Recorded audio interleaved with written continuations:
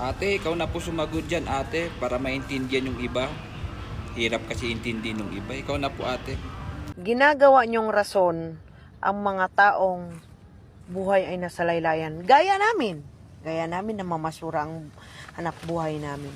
Pero, tandaan niyo mga kapatid ha, sa tinatagal-tagal ng programang paayuda, kami na mamasura sa kalye within Metro Manila, nangangariton kami, gabi-gabi nanganap kami ng mga basura, pero hindi kami nabigyan ng ayuda. Kaya please lang sa mga politiko na nagsasabi na kaya kami nagkuha ng ayuda para sa mga kawawang nilalang na mga mahihirap, mga poorest of the poor. Kami nga nandito na kami sa Metro Manila, hindi kami nabigyan. Anong klaseng ayuda? Anong programa ng government para sa kagaya namin? Diba? Mas maganda pa nga ang mga mayanap buhay, binibigyan nyo ng ayuda. Sa kagaya namin nangangalakal, ano ang programa ng gobyerno? Ang sagot, wala. Pero kami rin palagi ang rason.